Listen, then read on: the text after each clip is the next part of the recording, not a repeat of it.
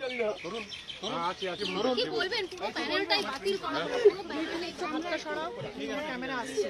সামনে নিই, তারপর এদিকে দেবো দেবো দেবো। বুঝতে পারছি না, এই মুহূর্তে বুঝতে পারছি না কি করবো আমরা। আপনাদের তো পরিবার রয়েছে, দুর্নীতি করলে অন্য কেউ তার দায় কার্য তো আপনাদের কাছে। এসএসসি 2016 প্যানেলে তাদের মধ্যে যারা যোগ্য ছিল, বৈধ ছিল, যারা জীবনের কোনো দশায় দুর্নীতি করেনি, তাদেরকেও বানের জলে ভাসিয়ে দিল। আগামী দিনে আপনাদের মিডিয়ার মাধ্যমে রাজ্যবাসীকে জানাতে চাই, এমন ভয়ঙ্কর আন্দোলনের সাক্ষী হবে পশ্চিমবঙ্গ। মমতা বন্দ্যোপাধ্যায়ের 14 তলার নবান্নে আর উনি কতদিন থাকতে পারেন, কিছুটা সময় নিচ্ছি, আপনাদের জানাবো। হৃদয় অনেক ভারাক্রান্ত, কিছু বলবো না ভেবেছি। রাজ্য সরকার কতটা দায়ী? এর জন্য একমাত্র দায়ী হচ্ছে পশ্চিমবঙ্গ রাজ্য সরকার, তাদের মন্ত্রী মিনিস্টার সাঙ্গ পাঙ্গদের সংগঠিত দুর্নীতি। তারা দেদার চাকরি বিক্রি করেছে, তাদের দুর্নীতির কারণে আজকের এই করুণ অবস্থা আমাদের দেখতে হচ্ছে। আর কেউ দায়ী নয়, কেউ দায়ী নয়, কোনো হাইকোর্ট দায়ী নয়, কোনো সুপ্রিম কোর্ট দায়ী নয়। আজকের আমাদের এই জায়গায় নিয়ে গেছে পশ্চিমবঙ্গ সরকার, যেই সরকার 2011 সালে পরিবর্তনের সরকার এসেছিল, সেদিন আমরাও সামিল ছিলাম। এই পরিবর্তন হয়েছে। নমস্কার, আপনারা দেখছেন আমার ছোট্ট YouTube channel voice of Anirban, সঙ্গে আমি আপনাদের আপনজন অনির্বাণ চৌধুরী। যে চিত্রটা দেখছিলেন সেটা হচ্ছে আজকে সুপ্রিম কোর্টের এসএসসি মামলার রায় বেরোনোর পরে ধর্মতলার চিত্র। এই চিত্র শুধু ধর্মতলায় নয়, যারা ধর্মতলায় আন্দোলনে অংশগ্রহণ করেছিলেন, যারা সুপ্রিম কোর্টের রায়ের দিকে ধর্মতলায় বসে তাকিয়েছিলেন, তাদের দেখলেন। এরকম পশ্চিমবঙ্গের অজস্র গ্রাম, অজস্র মহল্লা, অজস্র শহরে যাদের চাকরিটা চলে গেছে, সেখানেও একই চিত্র। আজকে 2016 সালে এই চাকরি যারা পেয়েছিল প্রায় 26,000 শিক্ষক এবং অশিক্ষক, আজকে হাইকোর্টের রায়টাকে কার্যত সুপ্রিম কোর্ট বহাল রাখল।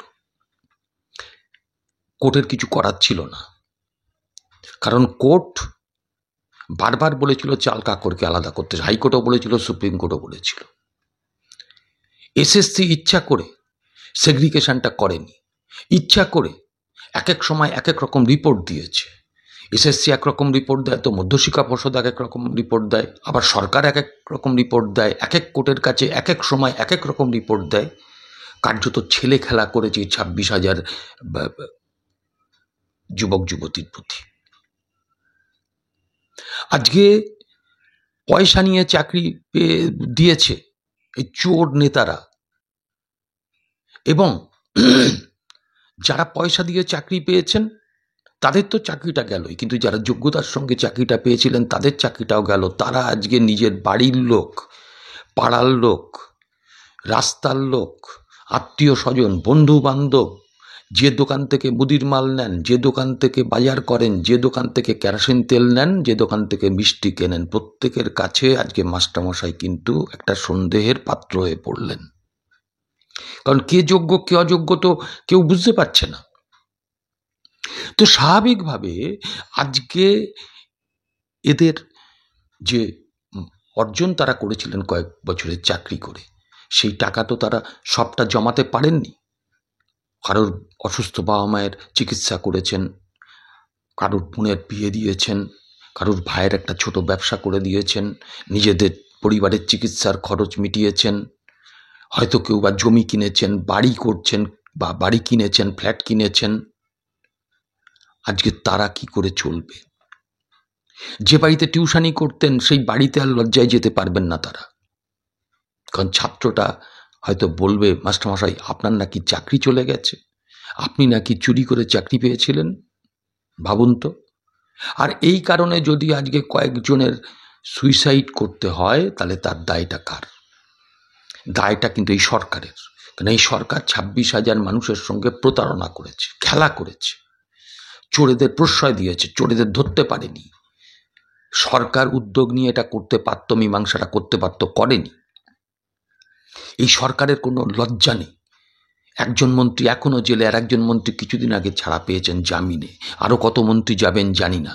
এই সরকার এমন একটা চোরেদের সরকার, যে সরকার ওই যে বললাম যে সুপার নিউমেরারি পোস্ট করে ওই যারা বাতিল প্রার্থী হবে তাদেরকে ওখানে নিয়োগ করার একটা ব্যবস্থা করেছিল ক্যাবিনেট মিটিং করে। ভূভারতে যার কোনো দৃষ্টান্ত নেই। সেইটার শুনানি হবে আগামীকাল সুপ্রিম কোর্টে।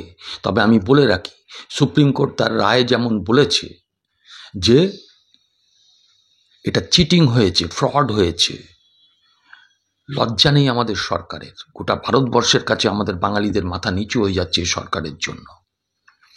ঠিক সেইভাবেই কিন্তু সুপ্রিম কোর্ট তার রায়ে বলেছে যে এই যে ফ্রড করে যে চাকরি দেওয়া হয়েছে তাকে কভার আপ করার জন্য মরিয়া চেষ্টা করা হয়েছে। কভার আপ করার জন্য মরিয়া চেষ্টা তো করা হয়েছে ওই ক্যাবিনেটের মিটিংয়ের মধ্যে দিয়ে। এই ক্যাবিনেটের বিরুদ্ধে সিবিআইয়ের যে অভিযান, তার রায় দিয়েছিলেন দেবাংশু বসাকের ডিভিশন বেঞ্চ। সেটা পরে স্থগিতাদেশ পায় সরকার। আমার আপনার ট্যাক্সের টাকা দিয়ে লক্ষ কোটি টাকার ওই উকিলদের পেছনে খরচ করে সুপ্রিম কোর্টে দৌড়েছিলেন যাতে এই সিবিআই তদন্তটা থেকে তারা পরিত্রাণ পান সরকার। আজকে সেখানে দাঁড়িয়ে সুপ্রিম কোর্ট কালকে তার শুনানি করবে এবং আপনারা মিলিয়ে নেবেন। আবারও আমি বলছি যে ওই সিবিআই তদন্ত বহাল থাকবে। মন্ত্রীদের বাড়ি দপ্তর রেড হবে। যদি না ওই সেটিংটা আবার না হয় তাহলে মুখ্যমন্ত্রীর বাড়িও কিন্তু হয়তোবা রেড হবে।